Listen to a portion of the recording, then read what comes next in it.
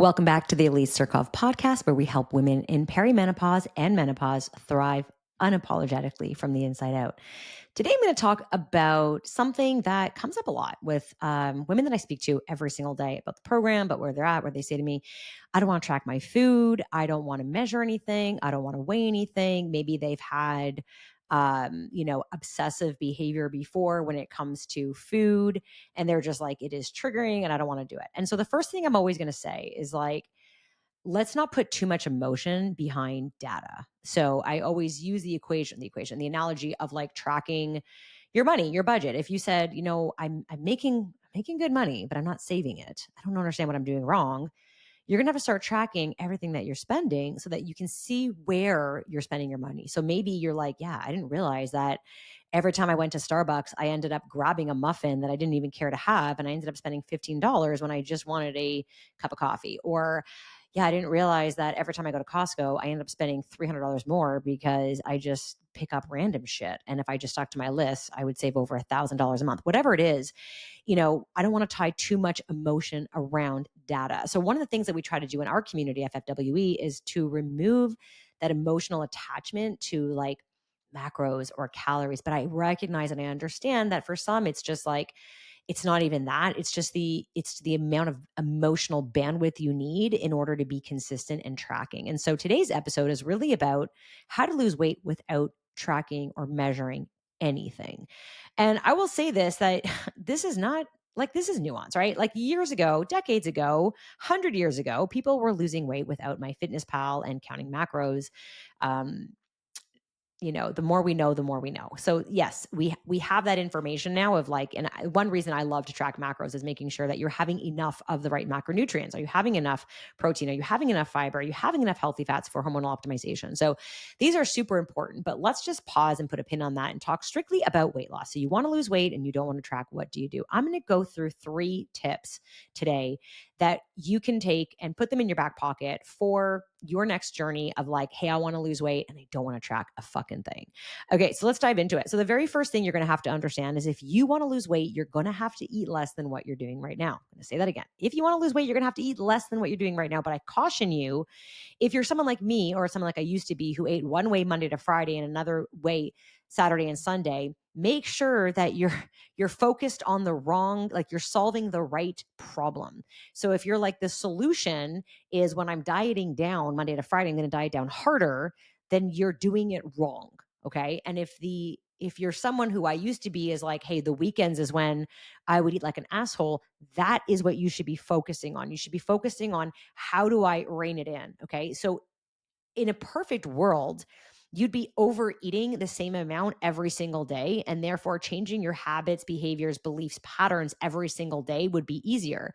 But chances are you're not like that. Chances are you have good intention when you wake up because your brain battery is high and you're making great breakfast choices. Maybe even for lunch, you're like, hey, super balanced, super healthy. And then shit hits the fan after work, after school, whatever it is.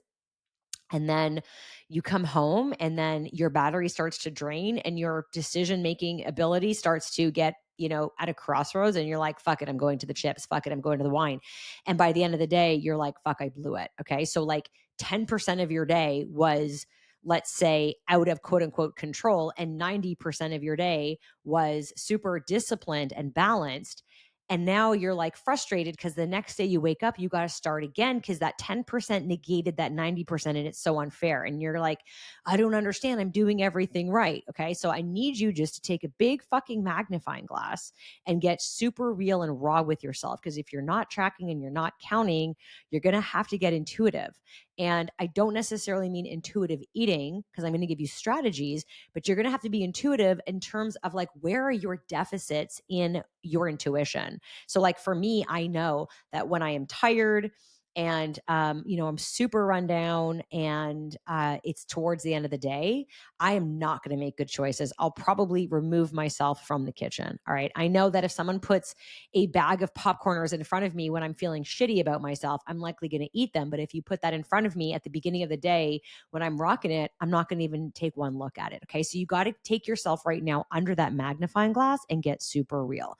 So the very first thing is, remember, understanding that we need to be eating less throughout, let's just average the week.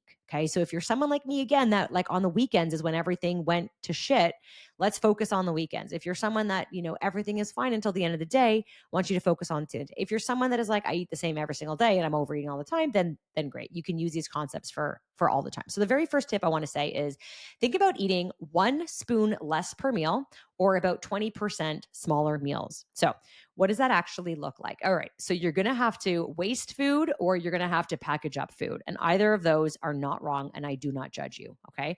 So let's say you're making, I don't know, a bowl of pasta or stir fry, whatever it is you typically make and you love. I want you to take like 1 spoon and just remove it from your regular portion. That's it. It's super negligible. You won't even feel it. You can also just kind of like look at your plate like a pie chart and like take out 20% of it. You can leave it on the plate. You can remove it. I find it easier to physically remove it because like I don't like seeing food left over on my plate. It makes me feel a little bit sad and bad about myself, but to each their own. Okay. So think about 20% less per meal or 1 spoon. Now, if you're eating out a lot, so you're dining out a lot, maybe you travel a lot, then you're going to want to leave maybe 30% or like 2 spoons off the plate, or like you can even take it and just push it to the side of the plate and be like, this is not what I'm eating. I promise you, you are not going to walk away hungry. Okay. So that's the very first thing. Every time you sit down to eat, even if it's like a snack, have a little bit less. Because if you just took 20% less or 1 spoon less from every time you sat down and ate, you would hit a deficit, you would lose weight. The second thing I want you to sit with a little bit is understanding what is your baseline for satisfaction versus satiety. This is a little bit more of a mindset fuck. So let me just explain. Satisfaction is, think of it as like, okay, I'm going to use like you go to an Italian restaurant and, the old you would just order like a big bowl of pasta, penne Alfredo, let's say, and you just love it. And you're like drooling just thinking about it, right? And you're like, that is my satisfaction. Satiety would be going to that same restaurant and having like, grilled salmon or a chicken breast with like no pasta. And you leave the restaurant and you're just like, oh, I just really wanted that penne Alfredo. And you're kind of thinking in your head, like, what else can I eat? And I just can't wait to get home. And maybe you come home and then you go through the box of cookies and then you're fine. Whereas satiety is like, hey, you're going to have the chicken breast. And then what I like, the way that I tell people this, like when I'm one-on-one with them, is like, imagine you have kids if you don't, or you have a dog or you have a pet or you're someone that you really love. Imagine that you're about to be called to their rescue. Okay. Like your kid needs you. So, I think of it like, would I be able to go and manage diabetes? Owen has like a pump fail and then his Dexcom fails and I've got to take him here and I got to run here, or like my kid needs me and I got to take them to get something. Am I going to be like, do I have enough energy in my body where I can sustain this level of energy to like help my child or your pet or whoever it is that you truly love and needs you right now? Or are you going to have to like stop on the way and get something to eat? So I remember Owen was 3 or 4 at the time. So he was diagnosed with diabetes when he was 2. And I think so like 3, we were like maybe a year and a half in to diagnosis. When I picked up Owen from daycare at the school, it was like 4:00. I can't remember what time it is, but whatever it was, I picked him up from childcare and he looked white. And they said to me, he doesn't look good. He just like started turning a really bad color. And I looked at him and he threw up. And they said, yes, the stomach flu is going around. Now, one thing they told us at the time of diagnosis was like diabetes, child diabetes and stomach flu, like worst possible combination. And they said, if Owen ever he starts throwing up, just bring him to emerge. And so at the time, there was a teacher whose son had type 1. And I messaged him. He was at the school. And I said, oh my God, Owen just threw up. And he immediately came to meet me and he looked me in the eye and he said, go to the hospital, go get your charger, go make sure your other kids are taken care of, get him to the hospital as soon as possible. Like he needs to be under medical supervision right now. And I was like, okay. And so I dropped off my middle kid at my brother's house. I ended up taking my daughter with me because attachment issues at the time. She really wanted to stay with me and I was fine with that. And I went home, got my charger, I got the diaper bag, and I went to the hospital. Never did I stop for food. Never did I think about food. It was not part of my my subconscious mind whatsoever. Now it was 4 o'clock. I was fed well throughout the day. I was satiated. So when I think about satiety versus satisfaction, I think of if I had to run to the hospital, if I was in crisis, would I have to pack food with me to take it? Now, maybe if this happened first thing in the morning, when Owen was first diagnosed with diabetes, I took him to the hospital at 7 a.m. or 7 a.m. So we left at 6:30 and I packed a lunch for him and for me, knowing that we were going to be there a while. So like that was me saying, hey, I'm going to be hungry and like, I don't want to eat hospital food. I had time to prepare because I knew I was going to take him first thing in the morning. So think about that story, or think about something or someone that is like, that you flip into like mama bear mode or like rescue mode. That's what true satiety is. Okay. Like you can sustain it. Now, think of satisfaction again as something that you just really want to, I really want to have that donut. It's so delicious. Okay. So once you get that baseline for satiety versus satisfaction, I want you to make sure that every single time you sit down to eat, there is a smidge of satisfaction, not a ton, because this is not you giving yourself permission to do whatever the fuck you want and just eat all the things, because then you're not going to lose weight. You're probably going to gain weight. So think of it as every time I sit down, I'm going to have some type of satisfaction. So like for me, I love a big ass salad. I'm back onto salads because we're hitting summertime and I'm not as hungry in the summertime. So I love salads.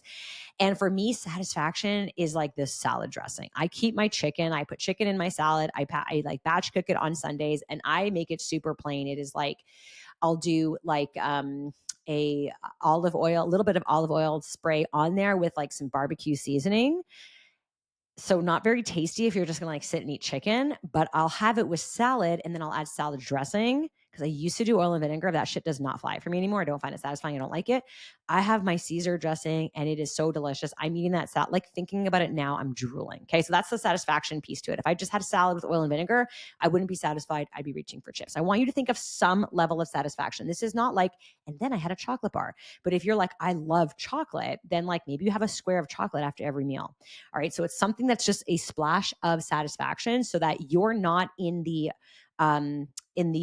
pendulum swing of restriction and overindulgence. Okay. So if you're going to have every meal have just satiety, super restrictive, like, chicken and broccoli or chicken and asparagus or whatever it is, like you're going to swing that pendulum at some point at night or on the weekend. You're going to do what I did and totally eat like an asshole. Okay. So number 2, make sure that you understand what your baseline of satisfaction and satiety is. And we don't want to be on either extremes of those. We want to have something at every single meal that's going to hit both satiety. So making sure that you're having enough protein and fiber at every meal, and also having some form of satisfaction. So going back to the restaurant analogy, let's say you're going to the Italian restaurant, maybe you get the salmon and you get a side order of penne Alfredo, and you have like, maybe half that order and you pack up the rest. So you've had your protein, you've had satiety, and you've had that satisfaction. You're going to be golden. All right. That's number 2. Number 3, and this is probably the most important, is you're going to have to be a little hungry. If you're not hungry, you're not in a deficit. So the best way to measure hunger is like the best way to measure if you're actually in a deficit is like, how hungry are you? So many times women will come to me and they're like, it's not working. I'm not losing weight. I'm a special snowflake. And I'm like, okay, let me see your log. They show me what they're eating. And I'm like, wow, you're logging 1,400 calories. And they're like, yeah, I don't understand it. I can't lose weight on 14. I'm like, how hungry are you? And like, oh, I'm not hungry. And you're eating like all your meals. Yeah. I'm like, yeah, you're overeating somewhere. Like you're negating your deficit somewhere, or you're not measuring accurately. So when I ask someone the question, like, how hungry are you? And they're like, I'm not, either it's dysregulated hunger because their metabolism is so downward regulated, or more likely they're overeating enough. Now people think overeating is, let's go back to that penne Alfredo. You sit down in an Italian restaurant and you eat a bowl of pasta and you're overeating, because there's like 12 servings of pasta in there. But you might not realize that you're overeating when you make your smoothie and you go a little bit over the fill line and you're having a little bit more. Like you might not realize that's overeating, but that's overeating too. You might do 6 ounces of chicken instead of 4 ounces of chicken, and you're overeating. So let's get away from the idea that overeating is always like overindulging. It's so easy to overeat. We're designed to overeat. We're designed for feast or famine. So making sure that you have that little bit of hunger. I know for me, when I was in a true deficit, I would be going into bed hungry and I would say to Albert, oh, it's like, there's there's this like depressing feeling of going to bed hungry. And he would look at me and be like, but this is fun, right? Because I really wanted to like hit a goal. And I'm like, yeah, I mean, you're doing it right when you're hungry. You're doing it right when you are feeling like all the effects of under eating repeatedly, which is a deficit, which is how you lose weight. So, your energy is going to start to tank, your sleep's going to start to tank, and you're going to start to downregulate your thyroid hormones. All your hormones are actually going to start to downregulate. Stress is going to become more of a factor. Your sensitivity for it is going to go up a lot. And so you're going to start to feel those effects. If you're not feeling those effects, my girl, you're just not in a deficit. So to wrap this up in a pretty bow, 3 things to start doing now without measuring or weighing. Number 1, 20% less per meal or 1 spoon, unless you're traveling a lot, in which case think of it as 30% or 2 spoons. Number 2, really start to get your baseline of satisfaction versus satiety, and then find that happy medium where you're having a little bit of satisfaction and a lot of satiety in those meals, but get to know yourself and what you need. And then number 3, and most important, stay hungry. There should be a little bit of hunger, and don't be upset or scared of it. Because I know for me, hunger was always a bad sign of like, oh my God, if I'm hungry, then I'm not going to be able to sleep. I'm not going to be able to function. No. You're going to be okay. It will pass. Now, I don't want you to be starving, but you should be a little hungry. All right. Hopefully this was super helpful, and I will catch you on the next one. In the meantime, if you want to see this on YouTube, you can go ahead and catch this on my YouTube channel. I'll link everything below. And I hope that you have a great day. And of course, if you want to leave me a review, I would just love that. It will help the podcast grow.